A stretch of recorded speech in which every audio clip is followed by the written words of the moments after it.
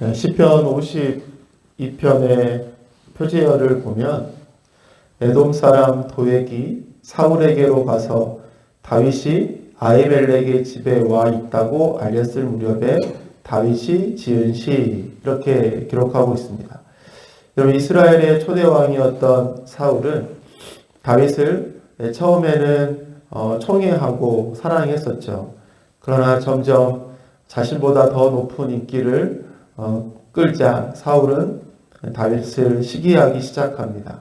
그래서 사울은 다윗을 죽이려고 했죠. 심지어 실제로 창을 던지면서 다윗을 죽이려고 했습니다. 결국 다윗은 사울의 손을 피해서 사울의 아들 요나단의 도움으로 이제 도망을 가게 됩니다. 칼도 또 음식도 아무것도 없이 이 도망간 다윗이 놉이라는 지역에 있는 아히멜렉 제사장을 만나게 된 거죠. 찾아간 거죠. 그리고 그곳에서 음식과 또 골리앗의 칼을 얻게 되었습니다. 제사장 아히멜렉은 다윗의 처지와 상황을 제대로 알지 못하고 그냥 다윗을 도와주었습니다. 그런데 그 모습을 누가 보았냐? 바로 에돔 사람 도액이 그 모습을 보고 있었습니다. 그리고 그 도액이 사울에게 이 모든 상황을 이야기했던 것이죠. 결국 사울은 노베 제사장 아히멜렉을 불렀습니다. 그리고 왜 다윗을 도와줬냐? 그렇게 이제 추궁한 거죠. 그래서 다윗을 도와줬다는 그 이유로 노베 제사장들과 아히멜렉의 모든 가족들을 다 죽이라 라고 이렇게 사울이 명령을 하였습니다. 그러나 그곳에 있었던 어떠한 군사들도 사울의 말을 듣지 않았습니다. 왜 그러냐면 거기에는 군사들도 하나님의 제사장을 죽이는 것을 싫어하였기 때문이었어요. 그런데 이 사울은 동일한 명령을 그러자 누구에게 합니까? 바로 에돔 사람 도액이라는 사람에게 저 사람들 다 죽이라 이렇게 다시 명령을 했습니다. 그러자 이 도액이라는 사람은 제사장의 성읍 노브로 가서 남녀노소를 가리지 않고 심지어 짐승까지 다 죽이고 그곳에 있었던 제사장 85명을 다 죽이는 비참한 일을 벌였습니다. 그리고 거기에서 겨우 목숨을 건진 아비아달이 그곳을 피해 다윗에게로 도망가서 피하였고 다윗에게 이러한 모든 이야기를 다 전하여 주었던 것입니다. 여러분, 이 소식을 접한 다윗의 마음이 여러분 어땠을까요? 자신이 노베 제사장 아히멜렉의 집에 갔을 때 그곳에 사울의 충신이었던 에돔 사람 도액이 그곳에 있었던 것을 보았습니다. 그러면 당연히 그가 사울에게 이 모든 사실을 고할 줄 예상했을 거예요. 결국 이 모든 일을 되돌아보면 자기 때문이라는 그런 괴로운 마음이 들지 않았을까요? 그리고 당장 쫓아가서 이 모든 억울함들을 갚아주고 싶은 마음이 다윗에게 들렸을지 모르겠습니다. 그러나 다윗은 어떻게도 그렇게 할 수 있는 입장과 상황이 아니었었죠. 여러분, 이러한 상황 속에서 다윗이 할 수 있었던 것은 오직 한 가지였습니다. 이 모든 일을 하나님께 맡기는 것이었죠. 여러분, 우리들도 이처럼 후회가 되고 내가 그때 그렇게 했었어야 되는 건데 이렇게 되면 후회가 되고 또 억울하고 또 답답한 문제 앞에 놓일 때가 있지 않습니까? 내 힘으로 풀 수 없고 또 해결할 수 없는 일들 앞에 놓일 때가 있죠. 그때 참 마음이 힘들고 괴롭습니다. 아무도 나의 진심을 들어주려고 하지 않을 때 정말 울고 싶잖아요. 그럴 때 어떻게 해야 합니까? 우리도 동일한 것 아닐까요? 그 모든 상황을, 그 모든 일들을 바로 하나님 아버지께 맡겨야 하는 것이죠. 하나님의 손에 내려놓아야 하는 것입니다. 왜 그렇습니까? 바로 우리가 믿는 하나님은 바로 공의의 하나님이기 때문이에요. 5절 말씀에 하나님께서 너를 넘어뜨리고 영원히 없애버리실 것이다. 너를 장막에서 끌어내어 갈기갈기 찢어서 사람 사는 땅에서 영원히 뿌리 뽑아 버리실 것이다. 여러분 1절부터 이어지는 말씀을 보면 악한 자의 악행을 계속해서 보여주고 있습니다.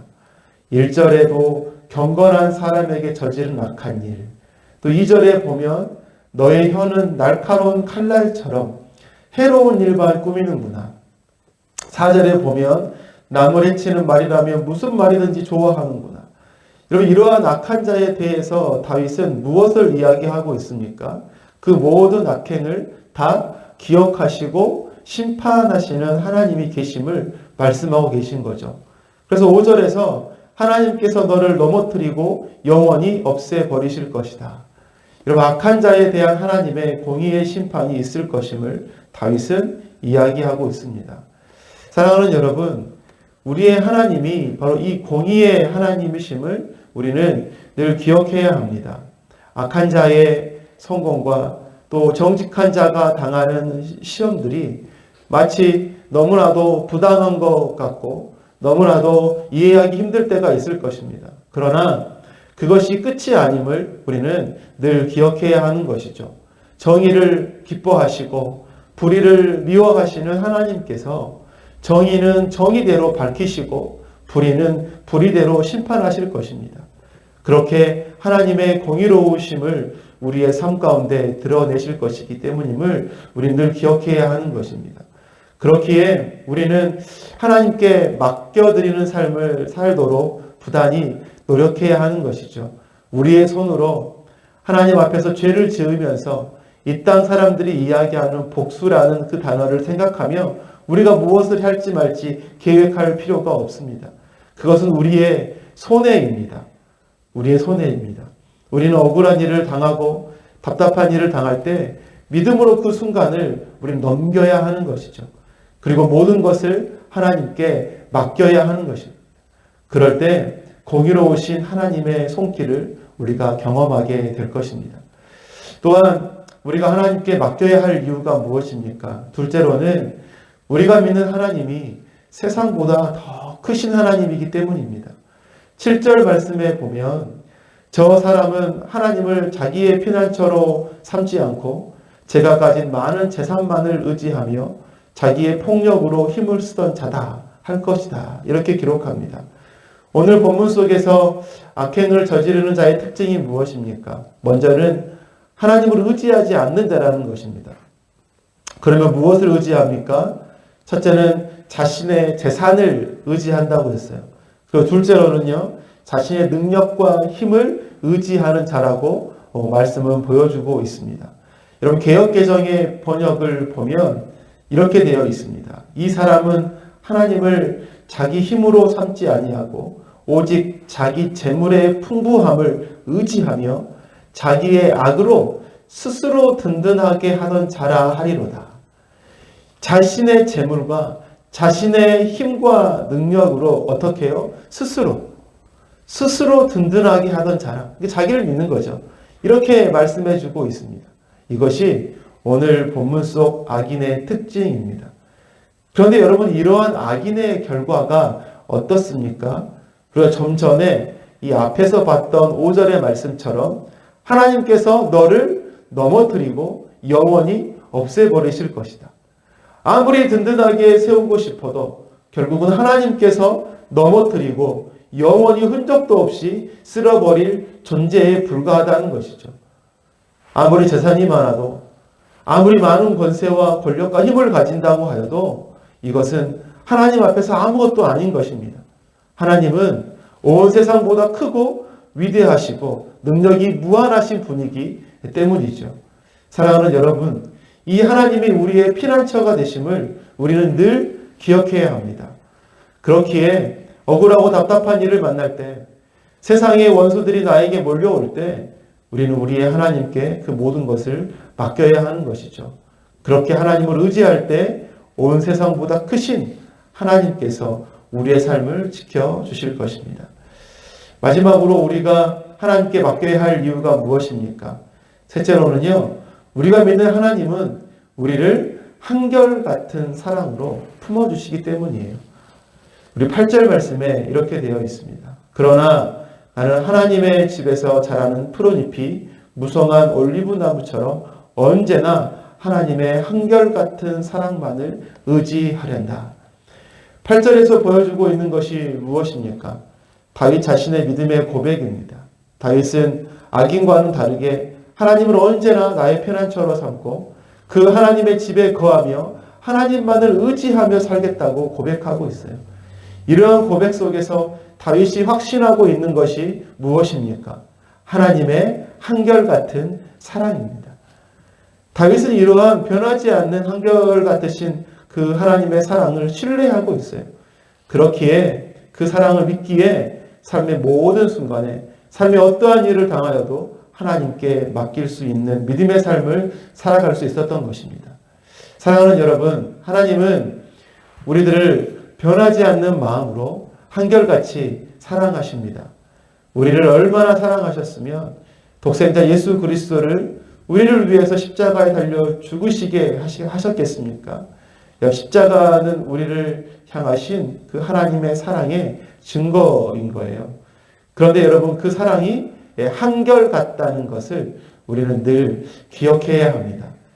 혹시 우리가 죄를 지으면 그 사랑에서 떨어질까? 우리가 실수하면 그 사랑에서 또 떨어지진 않을까? 고민하신 적이 있으십니까? 그럴 필요가 없습니다. 왜 그렇습니까? 하나님의 사랑은 우리의 자격으로 주어진 것이 아니기 때문입니다. 우리가 그 사랑의 관계를 우리가 유지하고 있는 것이 아니기 때문이에요. 이 사랑은 하나님께서 시작하신 사랑입니다. 그리고 하나님께서 유지하시고 계신 사랑입니다. 그렇기 때문에 하나님의 사랑은 변함이 없는 한결같은 사랑인 것입니다. 이 사랑이 우리를 여러분 감싸고 있습니다. 그만큼 우리들은 소중한 존재라는 것이죠. 이 하나님의 사랑을 확신하는 우리가 되어야 합니다.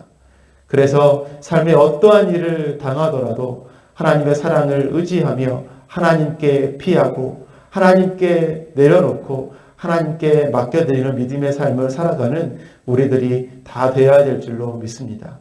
말씀을 맺겠습니다. 오늘은 하나님께 맡겨야 합니다 라는 제목으로 말씀을 나눴습니다. 우리 하나님이 공의의 하나님이시며 세상보다 크시고 또 우리를 한결같이 사랑하시는 하나님이시기에 그 하나님을 의지하고 또 그 하나님께 맡겨야 된다고 했습니다. 오늘도 이 하나님께 맡김을 실천함으로 삶의 평안과 또 기쁨이 회복되어지는 우리들의 삶이 되시기를 바라겠습니다.